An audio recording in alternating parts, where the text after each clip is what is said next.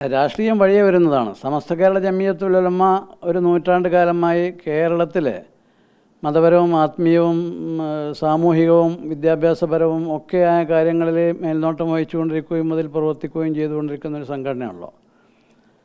അപ്പോൾ ആ രീതിയിൽ അതിൻ്റെ ഈ ഒരു നൂറ്റാണ്ട് കാലത്തെ പഴക്കം പരിഗണിക്കേണ്ടതുണ്ട്.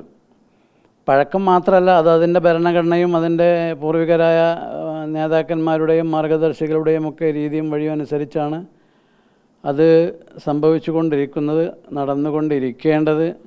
അത് നിർഭാഗ്യകരമായ ചില വ്യതിയാനങ്ങളാണ് സംഭവിച്ചുകൊണ്ടിരിക്കുന്നത്. അത് ഇൻഷാ അല്ലാഹ് വരും ദിനങ്ങളിൽ മുഷാവറ കമ്മിറ്റി കൂടുമ്പോഴും മറ്റ് സംഗമങ്ങളിലൂടെയൊക്കെ പരിഹരിക്കപ്പെടണം. അതാണ് നമ്മൾ ആഗ്രഹിക്കുന്നത്. ഈ പത്രത്തിൻ്റെ രൂപീകരണ സമയത്ത് സംയുക്തമായി അങ്ങനെയാണ് ചീഫ് എഡിറ്ററായി തീരുമാനിക്കുന്നത്. ഇപ്പോൾ ഇത്തരമൊരു തീരുമാനം എടുക്കുമ്പോൾ സ്വാഭാവികമായും ഇനി ഈ പത്രവുമായി ബന്ധപ്പെട്ട ഒരു പ്രവർത്തനങ്ങളുമായി സഹകരിക്കില്ല എന്നുള്ളതാണ് തീരുമാനം. എന്നങ്ങനെ ഗണ്യതമായി ഇപ്പോൾ പറയണ്ട.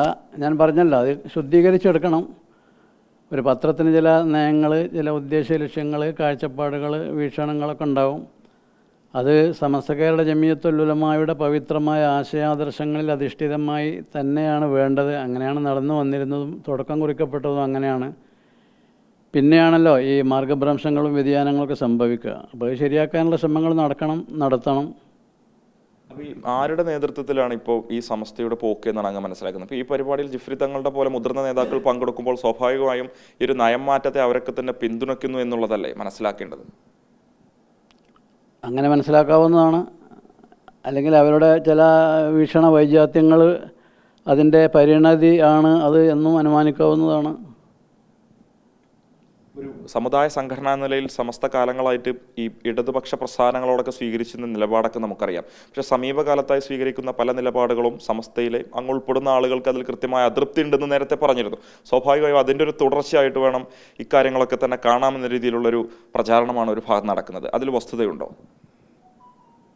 അത് എൻ്റെ വ്യക്തിപരമായ അഭിപ്രായങ്ങളല്ല പറഞ്ഞിരുന്നതും.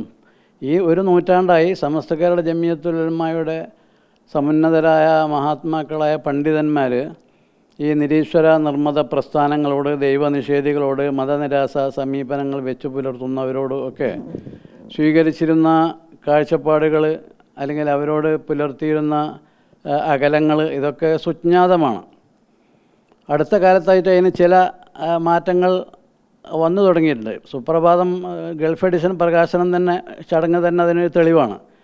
നിരീശ്വരവാദിയായ ഒരാൾക്ക് തക്ബീർ ചൊല്ലിയിട്ടാണ് അതിൽ സമ്മേളിച്ച ചില ആളുകൾ പിന്തുണ പ്രഖ്യാപിച്ചത്. തക്ബീറിൽ വിശ്വാസമില്ലാത്ത ഒരാൾക്ക്, അള്ളാഹുവിൽ വിശ്വാസമില്ലാത്ത ഒരാൾക്ക് അള്ളാഹു മഹോന്നതനാണ് എന്നുള്ള പ്രഘോഷണങ്ങൾ കൊണ്ട് സ്വീകാരം നൽകുക എന്നത് എത്രമാത്രം ബുദ്ധിശൂന്യമാണ്, മൗഢ്യം ഉള്ള ഒരു നടപടിയാണ് എന്നാർക്കും മനസ്സിലാക്കാൻ കഴിയും. അതാണ് സുപ്രഭാതത്തിൻ്റെ ഗൾഫ് എഡിഷൻ പ്രകാശന ചടങ്ങിൽ സംഭവിച്ചത്.